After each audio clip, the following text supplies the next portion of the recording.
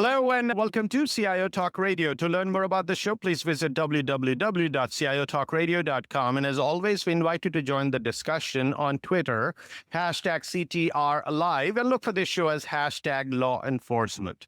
Today's topic is transforming law enforcement through technology. And our guests for today's show are Bill Kehoe, who's the CIO with King County in Washington. Hi, Bill. How are you? Very good. Thank you. Great to be here. Thank you so much for joining us. We also have Greg Suhr, who's the Chief of Police, San Francisco, California. How are you, Greg? I'm good. Good morning. Good morning to you. And we have Luther Reynolds, Assistant Chief of Police, Management Services Bureau at Montgomery County Police Department. How are you, Luther? I'm doing great. Thanks for having me on today. Definitely. It's an honor to have all three of you. Now, technology has helped to transform businesses in all industries, but those innovations aren't just limited to business. So the police and government are in the business of eliminating crime, and increasingly new technologies are enabling that. So today, we invited a CIO and some heads of police in order to discuss how these tools need to be implemented and how it will make a difference in our communities. So as a first question, I'll go to you, Greg. How do you see the crime landscape morphing? And what do you see are the challenges that it has introduced for your department? I would say probably the biggest thing is what people are interested in taking and feeling. Obviously, identity, fraud, and theft, that's a big concern. But probably the biggest thing is our street sales of narcotics have all but disappeared, save a couple of neighborhoods here in San Francisco. And those folks that used to traffic in narcotics are now trafficking electronic goods. Auto burglaries are way up. Cell phone theft is up. The state just initiated a kill switch that's helping out a little bit. And then a lot of our criminals, like everybody else in the world right now, is going on social media, posting themselves with guns. So we do a lot with social media. And then everything now in the digital world is cross-county, cross-state line. And so we need to be more regional in our approach to our attacking of crime. Luther, what do you see in your region? I think Greg hit on the main issues. Everything that traditionally occurred in the past is now occurring online. So there's a whole lot of things that we have to pay attention to: prostitution, the use of cell phone, identity theft, fraud, the use of social media, luring people to locations through things like Craigslist, and we have rapes and robberies, and a lot of those things are initiated and occur online. And it's a whole new challenge for us. And another challenge also is there's a lot of things that we might look for information previously through a search warrant that we could get, and we could gather that information legally through a valid search warrant, that now we might go to a device that actually we can't get that information, which offers a unique and difficult challenge for us also. Bill, this is interesting. Both Greg and Luther say that what they used to find being in a patrol car is now being found or being dealt with in sitting in front of a computer. What does that do, or what does that pose as a challenge for you? Because you had a different strategy, a different directive, if you will, and all that is fundamentally changing. Yeah, I think what we're seeing is an explosion of data that's available, whether it's social media, video, and it's really creating a new way of doing business, if you will, for a lot of our police departments and our King County Sheriff's Office and other law enforcement entities. They traditionally, a lot of the systems that they were using didn't have this type of information. They were very siloed. And now what we're seeing is this need to not only take social media and video, but how this big data concept really mash those together and really provide information that at a much faster rate than they're used to having.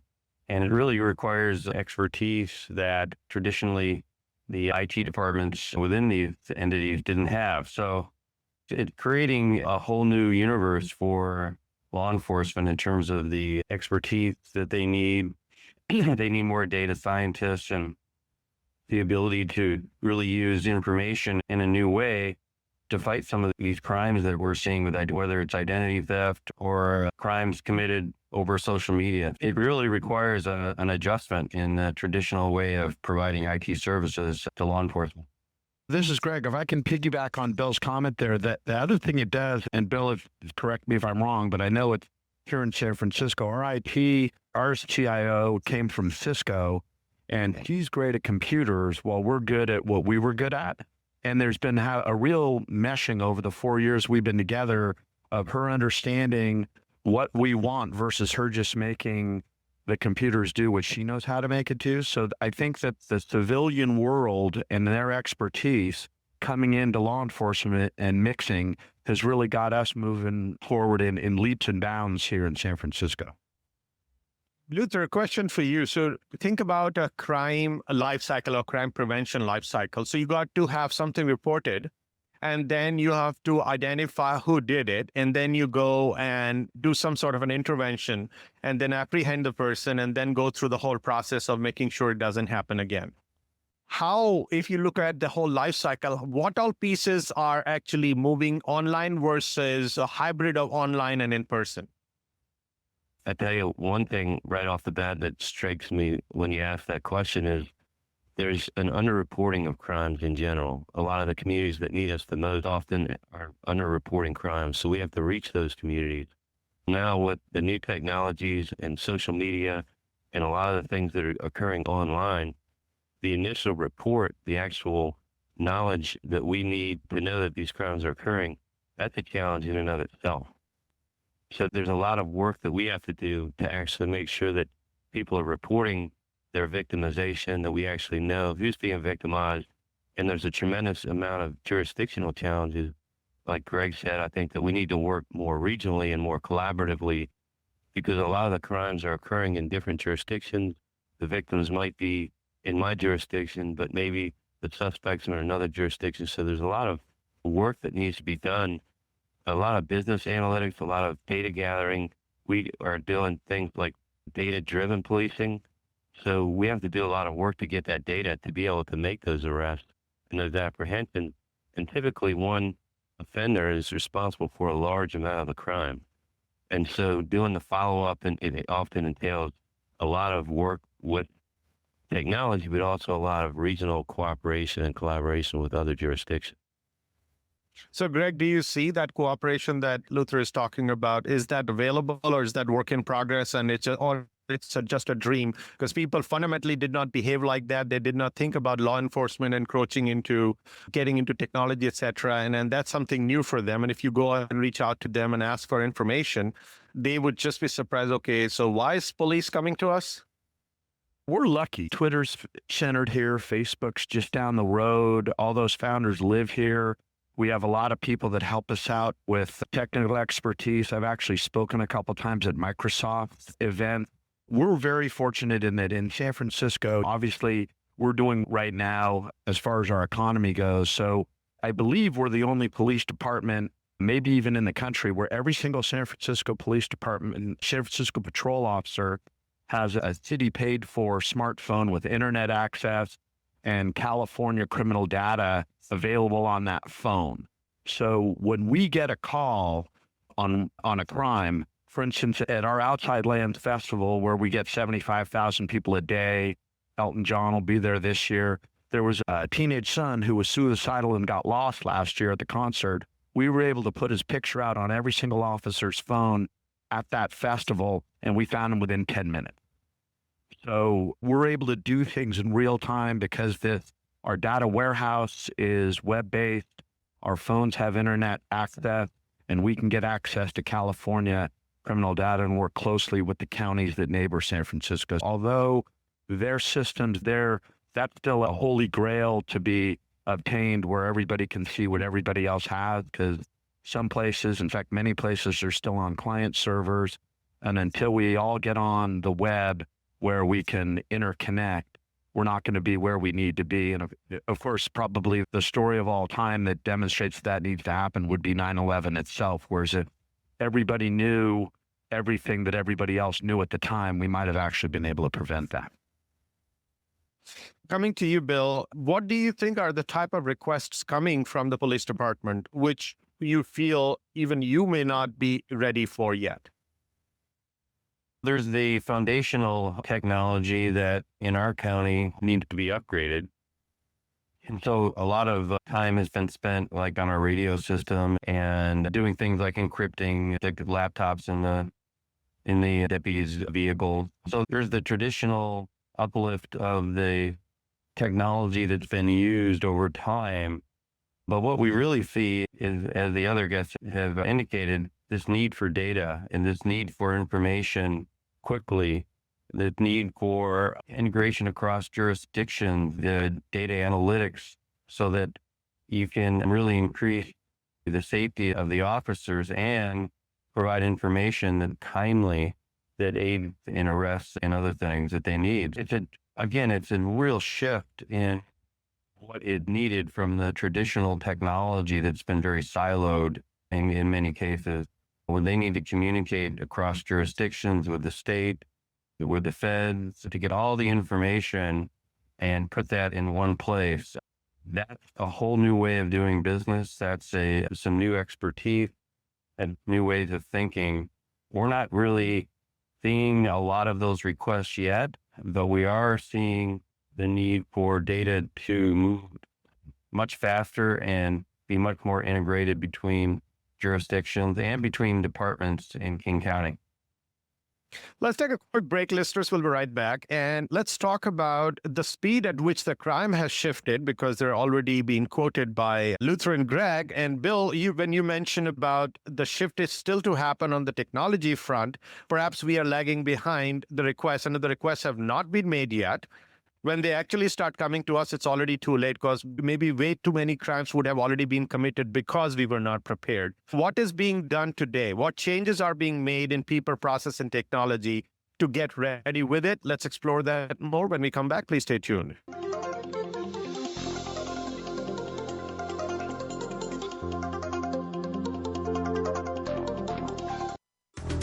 HP is proud to sponsor this program. Find out how the HP as a service solution for SAP HANA can help you gain instant, impactful business results without capital investment by logging on to hp.com. Transform information into intelligence and a competitive advantage with a full spectrum of SAP HANA products and services from HP, a global SAP hosting partner. Bosch Software Innovations is proud to sponsor this program. Visit www.bosch-si.com/connected manufacturing to find out how Bosch can help you improve your operational performance and become a manufacturing industry leader in a connected world. Change the way you predict, manage, and produce outcomes. Bosch Connected Manufacturing.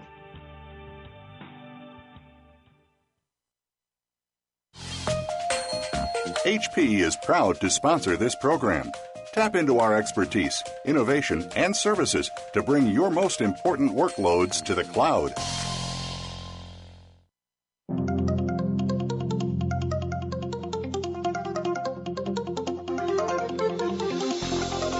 You are listening to CIO Talk Radio with Sanjog Aul. To learn more about the show, please visit www.ciotalkradio.com. If you have a question or comment, call toll-free at 1-866-472-5790. That number again is 1-866-472-5790. Now, back to the show. Here's Sanjog Aul. Welcome back. Bill, when you look at the requests already made by both Greg and Luther, they spoke that they need this data and they need that technology in place. And you're saying that the requests are not coming through. Is something getting filtered? I think what we're seeing is that they know this information is out there, but what they really need is some expertise in how to put it together and to create that vision that we can start to move to. So the requests that we have right now are really uplifting a lot of their existing technology, the records management system, the technology and infrastructure in their vehicle, their ability to communicate with those systems and with our DMV. And really what we're looking at is, what does that request look like in terms of better data analytics, more use of social media and other things. And I think there's a lot of policy and privacy concerns. There's the expertise within the departments to really help them create those visions, and then therefore put those requests forward. There's also budget concerns within many governments in terms of what they can and can't do. And in terms of getting the requests through and getting technology projects funded, sometimes there's a choice there between the number of law enforcement deputies and technology projects that have to occur, technology staff. I think what Greg said in terms of us coming together as an IT community with the law enforcement entities and really creating a partnership in terms of how can technology enable them more today, and what do those requests really need to be packaged and look like to move them forward to the future, to take better advantage of the data that's there. So it's a new relationship. It's a new way of looking at budget. But there's also some policy concerns that also need to be vetted, and those can be problematic as well. Greg, you and Luther might be an interesting spot because you want to get things done. Perhaps you're measured by the number of crimes that you're able to prevent. And at the same time, your hands are tied behind your back because the landscape is shifting. So do you think you need to manage up and manage down to make sure that you're able to build a business case so you get funding and thus be able to have all the tools you need? This is Greg. I would say that was the case when I first got here, but I'm fortunate that my mayor is he's real big on innovation, and obviously we're San Francisco, so we're probably the tech hub of the world. And then I'm fortunate that I had a good relationship with the state's attorney general because she was our district attorney. Sometimes it's better to be lucky than good when it comes to having those sort of things. And then, like I said, San Francisco right now is doing well as far as our economy goes. So we went what I was allowed to do because the mayor and I came in new at the same time as we were able to just go away completely from where we were. We scrapped our client server and we switched over to this Oracle-based crime data warehouse that's web-based. The mayor took a chance on something. A very good friend of mine was one of the founders of of Netscape.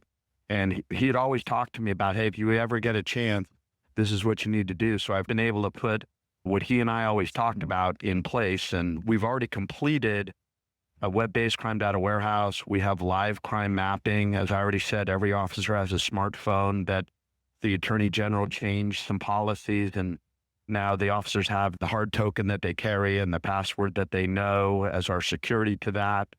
And we actually track our citations. So we're really down the track when it comes to being where we want to go. And I think that's the key is Bill spoke to where a lot of the problem that occurs, you get bogged down trying to update what you have, which makes you dependent on outside vendors, especially if you're on a client server, where if we have engineers in-house or we contract directly with Oracle if we need to do something that our folks can't do. So we even have the next 5 years mapped out of where we want to go. We're in a good place here in San Francisco after being really stuck for a long time. So Luther, if you were to look at your department, assume that you had the technology like Greg mentioned. And by the way, Greg, congratulations on that innovation that you've been doing. No, so coming back to you, Luther, if you had the technology, what do you think is going to be a challenge from people and processes standpoint for you? The people means your own people, your police department. So we have finite resources. And when we look at, are we going to get more officers and the cost of officers and everything that goes along with that, it's not likely that we're going to grow in the numbers that we would like to. So we have to focus on areas where we know we're going to get a great return on investment. And we know that technology is that force multiplier, the X factor. And there's two things that we have to focus on. One is the troops and how we can best support them. And two is our mission. And I think, could you repeat just, you're saying the challenges that we would have with people? So people, suppose you have all the technology, do you see your own police department and the crew, are they embracing the change because they are supposed to fundamentally shift what they were being trained for and what they had been using all along, whether it's a process or the mindset that they carried? So I find that the young generation of officers that we are growing into as an agency, we've had a lot of turnover, embrace, and not only do they embrace technology and welcome it, they expect it. So as an organization, we have got to go in that direction. Where Greg is in San Francisco, I can't say that we have quite that level of infrastructure within our area, but we're pretty close. We have a lot in the National Capital Region, Maryland, DC, Virginia, where we're located. We have a lot of support, a lot of good infrastructure, a lot of fiber, a lot of speed, a lot of capacity to build on. So we're in a good place in that regard, but things are changing so quickly. When you look at an officer's car today versus what it looked like 10 years ago, with mobile data computers, with electronic control devices, body-worn cameras, things are changing very quickly. And what I find our challenge is to do a few things really well and execute well. There's no lack of ideas. There's a lot of people with a lot of really good ideas, a lot of vendors that have great ideas, but we really have to be strategic and focus back on those two things, on our officers and our mission, and say, okay, what are the things that are going to give us the greatest return? And so the people part of it actually is not our greatest challenge. I think our greatest challenge is to connect our databases. We have a lot of different data sets.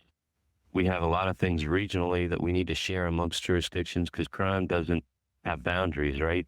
But yet how we collect data and how we do a lot of things are limited to the boundaries that we have.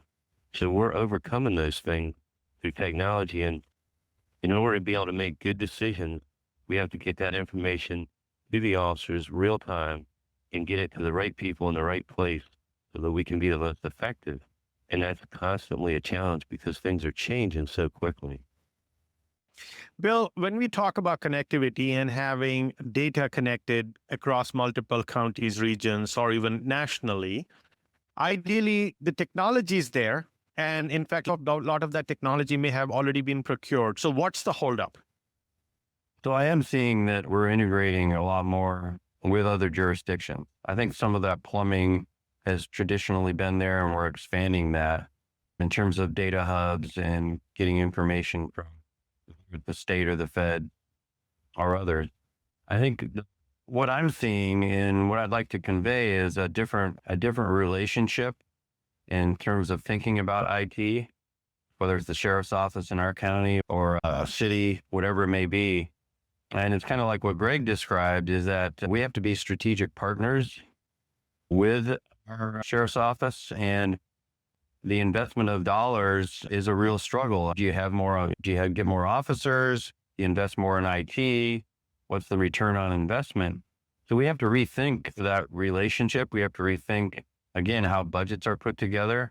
And we have to be very strategic in terms of the projects that we take on. And an area of focus, really, your guests have said this, is the integration of this data, not in connecting more and more with other data sources, and then really being able to put that together quickly and display it and provide that information to the officers, whether it's a smartphone or another device.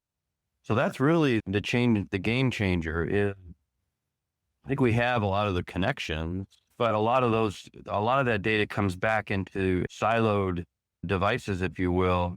And what we really need to do is take it to the next level and add this layer of not just data integration, but data analytics on top of that, and then push that data out with some predictive type of intelligence out to the officers so that they're more informed, they're a lot safer, and they have more information in terms of where they need to focus their time. So this is really, I think, focusing a different relationship within departments. IT traditionally has been kind of off to the side, as Greg said.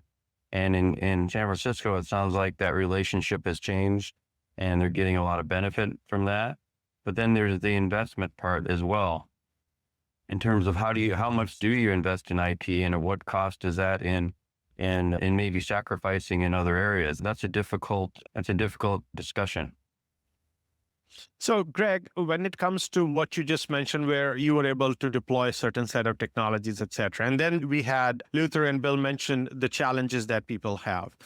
What do you think these are common denominator across multiple regions? You see some commonality, or there are practices, the way crime is handled differs across jurisdictions? Again, I'm all the way on the West Coast and Luther's all the way on the East Coast, and I couldn't agree with them more. We need to give our cops and deputies what they need to be successful.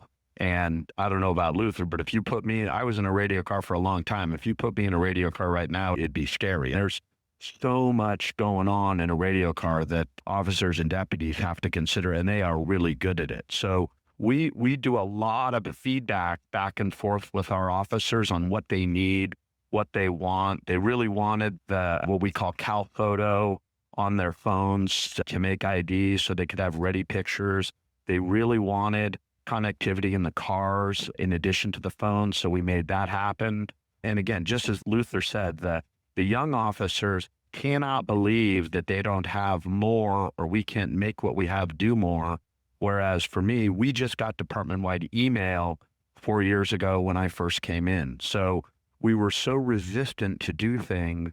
And now we have these young officers that are really driving us to do more. And I still have the old officers that are resistant. I got about 10 or 15% of my cops that are totally underutilizing or not using their phones at all. So we're trying to get them in the game, because once they see what this technology can do, it really is an efficiency that keeps officers in the field. It just made no sense to us that where we could get something that's handheld to the officers to keep them outside on patrol where the public wants them, where they can see them, where their presence is prevention, versus having to wear a path out back and forth to a station to work on a desktop computer in 2015 in a city like San Francisco.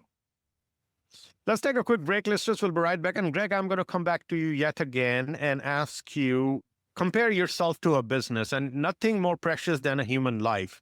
What is not enough of a strong business case which prevents all of you to not get enough budget to be able to deploy the right type of people, processes, and technology to safeguard the interest of citizens who are essentially taxpayers, who are essentially making sure that your bills are paid and your salaries are paid? Please stay tuned, listeners. We'll be right back.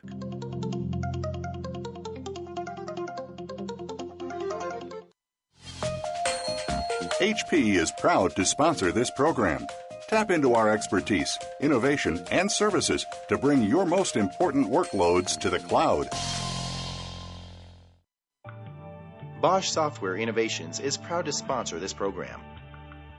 Visit www.bosch-si.com/connected manufacturing to find out how Bosch can help you improve your operational performance and become a manufacturing industry leader in a connected world. Change the way you predict, manage, and produce outcomes. Bosch Connected Manufacturing.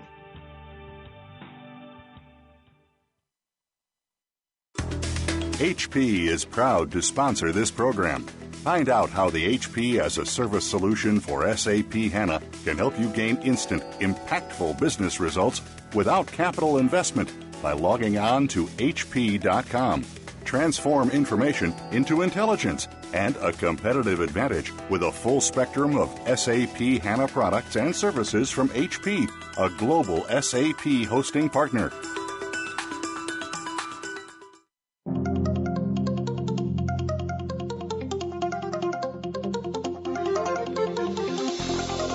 You are listening to CIO Talk Radio with Sanjog Aul. To learn more about the show, please visit www.ciotalkradio.com. If you have a question or comment, call toll-free at 1-866-472-5790. That number again is 1-866-472-5790. Now, back to the show. Here's Sanjog Aul.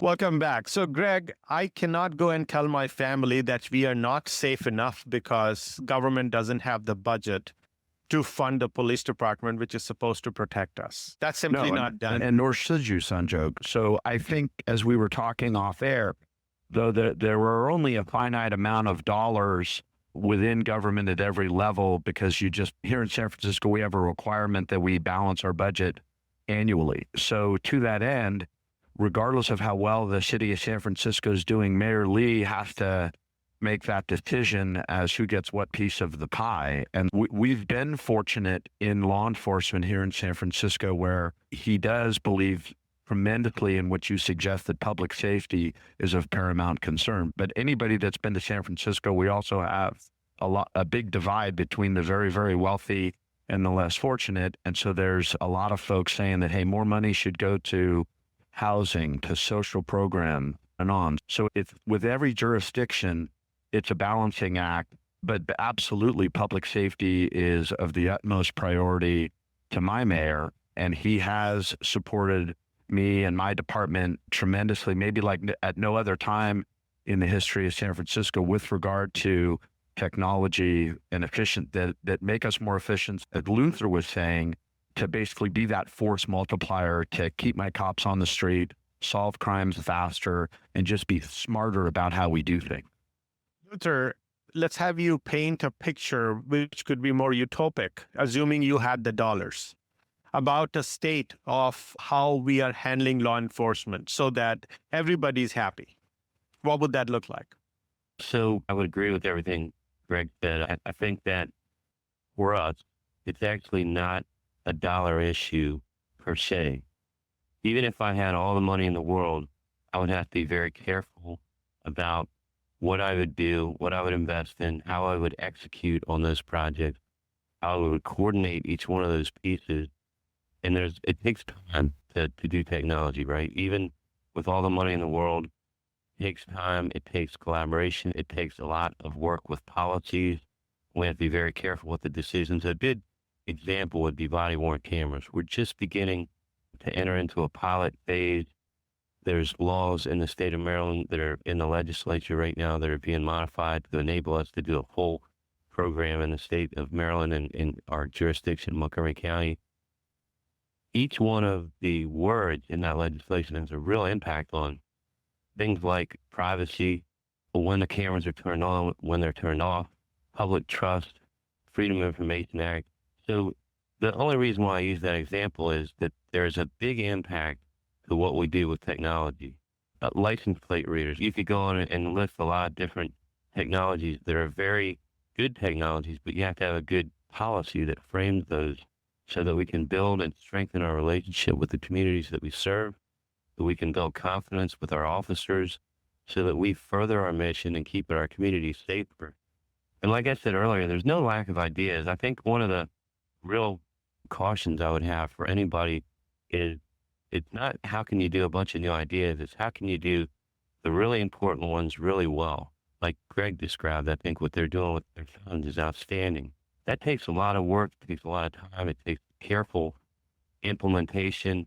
And so it's not really a dollar issue. I find that we're inefficient sometimes with how we use our existing dollars. I've found in our department that we've done a lot more in the last couple of years with the same amount of money. We just have been a little bit smarter, a little bit more careful. And this is a very complex issue.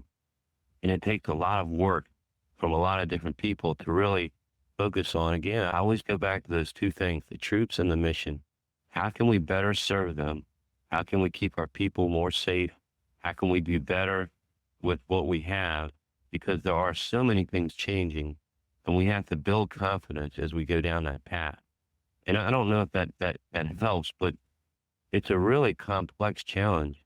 And the one thing that we really have to do is we have to be strategic, we have to be collaborative, we have to be very intentional, we have to be good at executing. And with technology in particular, I found it underutilized and poorly executed, both I think in the private and the public sector. And I think policing is getting a lot better at that now because we've been forced to do more with the resources we have. And I think we've begun to develop those partnerships like Greg described with the private institutions and with other government entities, with things like police foundations, because there's a lot of support for public safety, but we have to be good stewards of the resources we have. They are finite. They always will be. So, Bill, we all say that in order to be successful, we have to make things simple. But in many cases, the most difficult thing is to make things simple. Do you think your department can come to help by leveraging any of this big data, Internet of Things, cloud, predictive policing, any other disruptive technology or computing paradigm that may be available, or even the existing one, so that we simplify and, as Luther said, stick to the mission and be able to help and empower the troops to be able to do their jobs? Yeah, I think what Luther said really resonates here in King County is that you have to be strategic in how you approach the use of technology and not just use the shotgun approach and just try different things. When I don't support the sheriff's office directly, I'm the CIO for King County. So indirectly, I have some oversight of some projects and some infrastructure that we support. But what I see is there's so many devices in the vehicles now, and so many devices on that they have to wear. When they walk in the room, I'm amazed at all the things that they have, and I'm wondering to myself, how do they know when and how to use all these things? And so that's really been something that I've seen. And what we need to do, as you said, is how do we simplify that? How can we integrate maybe some of these devices and the information that they need to one device, as Greg mentioned, be a smartphone or other things? That really, as Luther said, we need to be strategic. We need to sit down and partner together, not just within a county or a city, but cross-jurisdictional as well, and really create that strategic plan. But what we need to do is change our mindset, as Luther indicated as well, around the length of the projects. Some of these projects can take years. And what I'm hearing and what I'm seeing is some very agile, quick hits, short-term projects that will provide a lot of value. And to do that, we need to provide the expertise. And so I see more of my central IT staff being involved with the sheriff's office, who's traditionally have had their own IT staff, but that gets very limiting from a budget and a skill set perspective. So to be reasonable, Greg, we would like to, of course, all think that, yes, everybody is working towards that a betterment of the police department so that the law enforcement really starts working. So if you did a show again, 1 year from now, we should not have the same discussion. We should have some progress. So what all do you think will need to come together, or who all will need to work together in order for us to start seeing an incremental improvement and say in X number of years, we will be able to reach a specific milestone? First of all, I didn't know what this show was going to be about. Boy, I couldn't agree with Bill and Luther. I just love listening to what they said. I wish I had them here in San Francisco because they're spot on. When we're talking about all this stuff, right? When we put things in place, and we've done a lot of change management here in San Francisco, and I didn't even know what change management was because I'm a cop and I had to learn about it. But it has to go in and it has to make sense to the officers. If they think that you're giving them more to do or making it more complicated, they'll just shut it down. So we made sure that when we put the police reports on the smartphone, that they look exactly like the police report they were familiar with. Whereas at prior attempts using client servers, we were going through masks and it was laborious. Now it literally looks like a pre-formatted Word document. They just have to populate it, move the cursor around, and it instantly populates into our data warehouse. And then they can search that data back 10 years to make their cases, so it makes their job easier. So I think what Bill was saying, and again, I couldn't agree more, you need to get people like Bill and like Susan Merritt that I have here in San Francisco from Cisco and other super smart people. We in law enforcement need to be smart enough that we're not smart enough about this.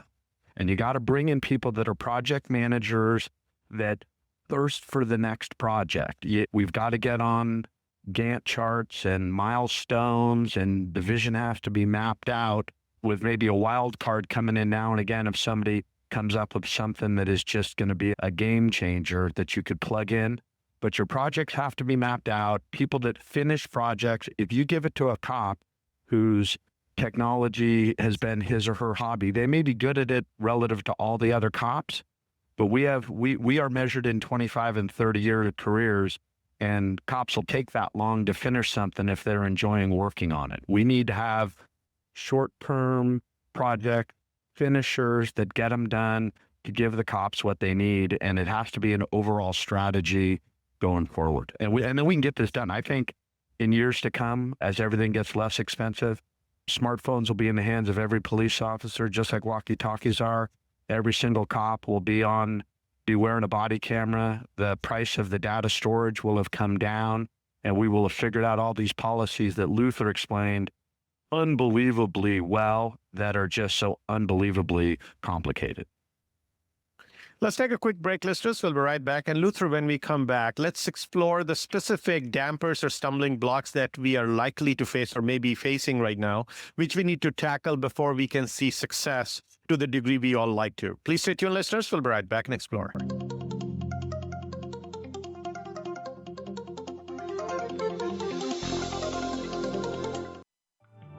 Bosch Software Innovations is proud to sponsor this program.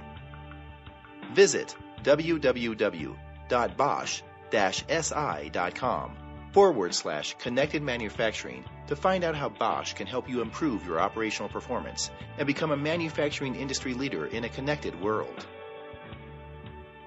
Change the way you predict, manage, and produce outcomes. Bosch Connected Manufacturing.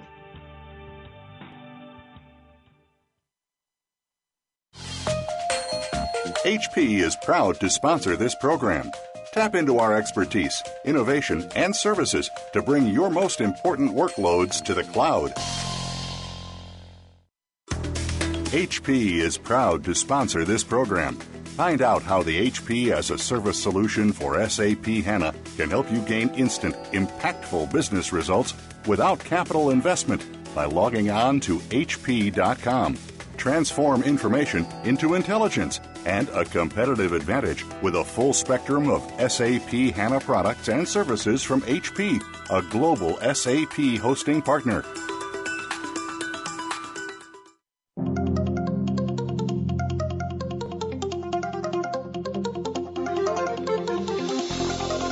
You are listening to CIO Talk Radio with Sanjog Aul. To learn more about the show, please visit www.ciotalkradio.com. If you have a question or comment, call toll-free at 1-866-472-5790. That number again is 1-866-472-5790. Now, back to the show. Here's Sanjog Aul. Welcome back. So, Luther, we know the intent is there, and perhaps there has also been effort put in. Are there any dampers or stumbling blocks, things which are essentially holding us back or just slowing us down? Well, a couple things I would say. One, just to build on to what Greg already said, how do we measure success and define that? And then, answer the stumbling blocks question. Simply, we leave it better than how we found it. I think that's a real simple definition of leadership. And I think oftentimes with technology in particular, we'll do all kinds of projects. And at the end of a whole lot of work, I'm not so sure we're better off than where we were prior to the expenditure of those dollars, the initiative, and other things. So one simple, I think, measurement of how I would define success is when I leave, things are better than how I inherited them. And I think with technology, that in and of itself was a challenge. So some of the stumbling blocks, of course, we talked a little bit about fiscally, policy, and legal issues. And I think that we as leaders have actually got to get better at saying no and actually hitting the pause button and saying, okay, I like that idea, but we need to explore that further. And we need to look at what are the fundamental aspects of what we're doing currently. How can we do those better? And we talked a little bit about body-worn cameras. And I'll give you an example of, I was in a public meeting recently, and we're just beginning to talk about this issue. And somebody said, well, this is a lot of money. It's going to cost upwards to $2 million to get started. But we have to do this because we need public trust, and these cameras are going to essentially give us public trust. And I had to stop in the meeting, and I said, hold on a minute. We really have to manage expectation. Body-worn cameras, a device that sits on your uniform, is not going to give us public trust. If we don't have that, which thankfully we do in Montgomery County, I think have a very strong level of trust and relationship with our community. A device like that is not going to give that to us. So there's a lot of things that device does do for us to help us to become better leaders, to be a better agency. It's a great augment and supplement to our practices for evidence collection. It can help us with accountability. It can help us with a whole lot of things, but our public trust is gained through our contact with our community and solving problems. And every single day, every contact at it, one at a time, over years and years is how we get public trust. And so we know that even though we have it, we have to continue to build on that. And just technology alone is not going to give us that. In terms of stumbling blocks, I think that we, as a entity in law enforcement and public safety, have got to look at things globally As Greg said with 9/11, I think we learned a lot from the 9/11 Commission report. I need to work with, for example, internally with our fire department. There's a lot of overlaps in what we do. I need to look at our Office of Emergency Management and Homeland Security. I need to look at the business community, the residential community. As we make decisions, we need to make sure that they're included in those decisions. And whether it's use of social media, how we communicate with the communities that we serve. Ed Davis, who was the commissioner in Boston at the time of the Boston Marathon, did a great job with Twitter and a lot of the things that Greg's doing in San Francisco. And I think most good agencies should be doing and are doing. There's a lot of ways of communicating with the people that we serve that don't cost a lot of money. What Ed Davis did in Boston following the marathon, that really didn't cost them a whole lot in terms of resources or dollars, but they were positioned in the right place at the right time to really do a lot to serve their community and their troops. And there's a lot of ways that we can utilize technology to hit that sweet spot and really have an impact. And it doesn't necessarily have to be that costly. But I think one of our stumbling blocks is there's these great expectations. I think we need to manage those. We need to do the best with what we have and not necessarily constantly think about expanding and doing the newest and the greatest idea, but focusing on the fundamentals of what our mission is. And there's a lot of room for improvement just doing that alone. So, Bill, looking at this whole big journey, a long journey that we have in front of us, what would be the bite-sized projects which you feel a specific region could initiate so that you have some initial wins, some trust is established, and then you inch your way into making some good progress? I think, as I've said, we've traditionally taken on projects that have taken way too long, and IT departments are shrinking in the sheriff's office.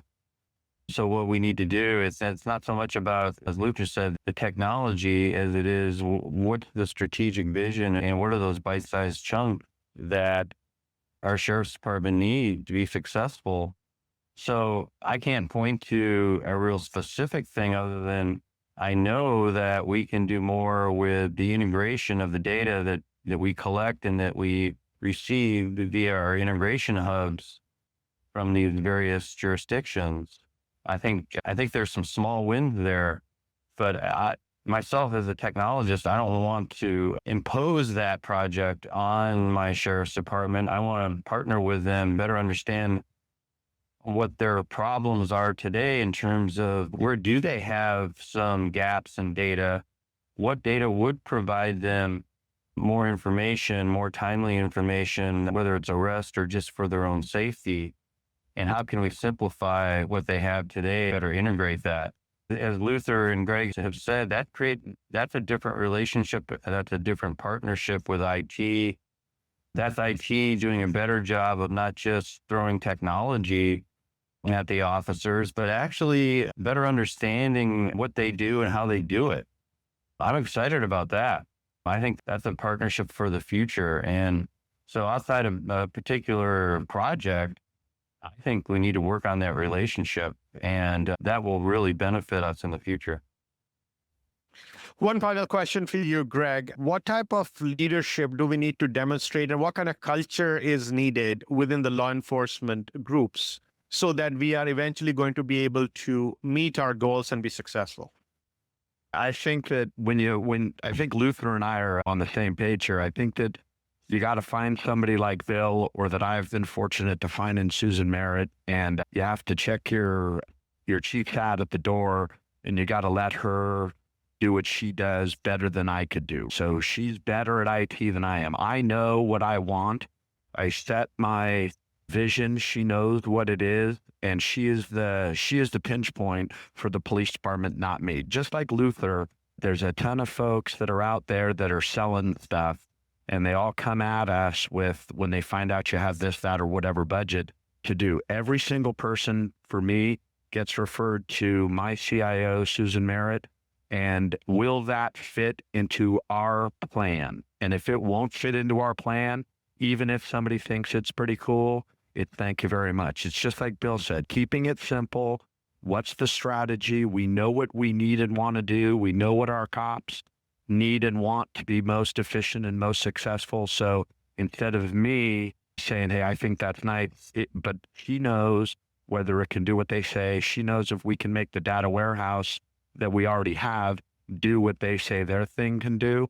And so right now, our priorities, we want to get e-citations on our smartphones so that all our traffic stop data is populated, because the public wants to know who we're stopping and that we're being fair in who we're stopping and doing that, so that it'll populate all of our demographics. We want more state and federal data that we can pull into the crime data warehouse, and we want full case tracking of all the cases we're making. So when people want an accurate picture of crime in San Francisco, we can give it to them with the push of a button. So that's where we're going. And anybody else that has anything that thinks that they can help it get there faster, if they can get it past my CIO, we'll do it. If they can't, we will not.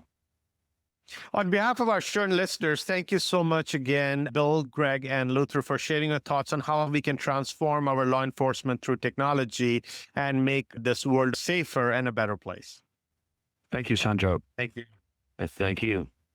Thank you so much again. Listeners, hope you enjoyed the conversation and learned how law enforcement is helping us. Please like us on Facebook, search for CIO Talk Radio, and be sure to follow us on Twitter and sign up for our newsletter. Thank you again for listening to CIO Talk Radio. This is Sanjog Aul, your talk show host. Till next week, take care and God bless.